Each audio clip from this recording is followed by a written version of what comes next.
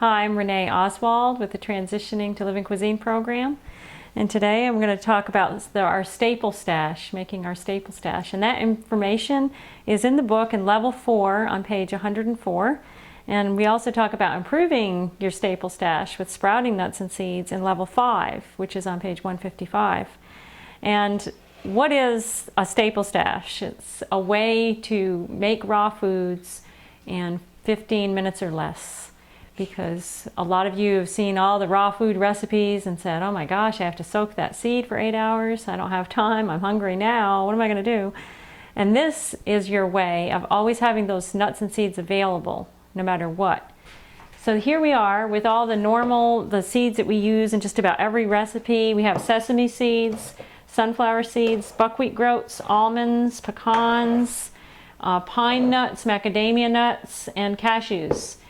And the seeds, all these seeds, except the 3 in the back, the pine nuts, the cashews, and the macadamia nuts, these 3 don't need to be soaked and sprouted and dehydrated, because these are all seeds. The white seeds is how you remember it. I mean, the nuts, the white nuts, don't have the enzyme inhibitor on them, so there's no reason to soak these nuts.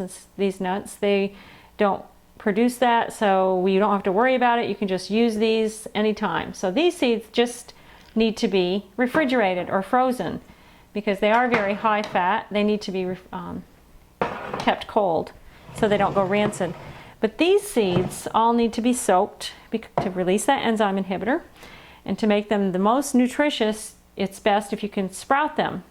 Now when you first start doing this in level 4, it's not as important that you sprout the nuts and seeds because you're just learning and it does take a little longer time. So the most vital thing is to soak them for the 8 hours, drain them, and then dehydrate them. Then they're ready to use. These have all been soaked, sprouted, and dehydrated.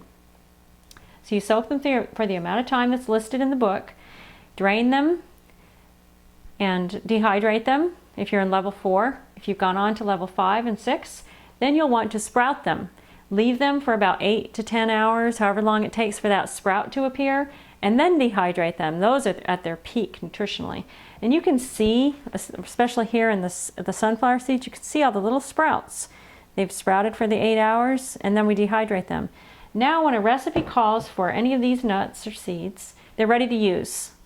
You just use them as they are. You may have to add a little bit more water if the recipe called for a soaked nut, but otherwise you just use them as they are. So when you're starting with the soaking, you soak your seed in about twice as much water as you have in your container. So if I had started off with 2 cups of sunflower seeds, this is my 2 cups, soaked them for 8 hours, just poured water on top and soaked it, and you can see how they expand after 8 hours. So that's why you want to use about half the nuts in the container as you're going to soak, because they do expand. So after they've been soaking, these sunflower seeds have what we call a ghost on them, or hulls. We call them little ghosts. And that's just the outside hull of the sunflower seeds. And when you just shake it around, you'll see that those hulls come to the top of the water. And I don't know if you can see that, but they're just little hulls. And I'll rinse it off, and hopefully you can see. You just rinse them a couple times until the water runs clear, and then you get rid of all that enzyme inhibitor. If you don't do this, your seeds will be a little bitter. It's good to get rid of all those hulls, as many as you can. And this is one way to do it. Just rinse them off a few times till the water's clear and all the hulls float to the top. Or you can just pour them in the bowl like I did with the jar sprouting. If you do that, then you can just rinse them off from the top of the bowl with your hands. And you can see there, you can see the water's getting clearer. You can see those hulls on the top. And now the water's nice and clear, so they're ready to sprout. Just put your sprouting lid on top. Let them sit for about 8 to 12 hours like this, and you'll see beautiful little sprouts appear, and then they're ready to put into the dehydrator. Or you can just dehydrate them like this if you prefer. Whatever you want to do. They're just more nutritionally dense if you let them sprout. After they've sprouted, you dehydrate them, ready to use. Now, these, you can make enough of these nuts and seeds, dehydrated nuts and seeds, to use for up to 3 to 4 months.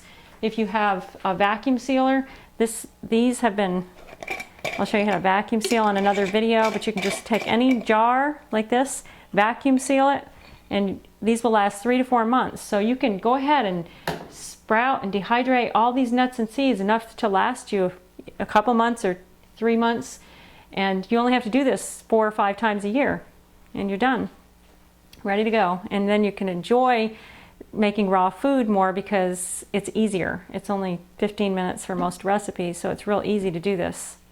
And I hope you enjoy it, and we'll see you again soon.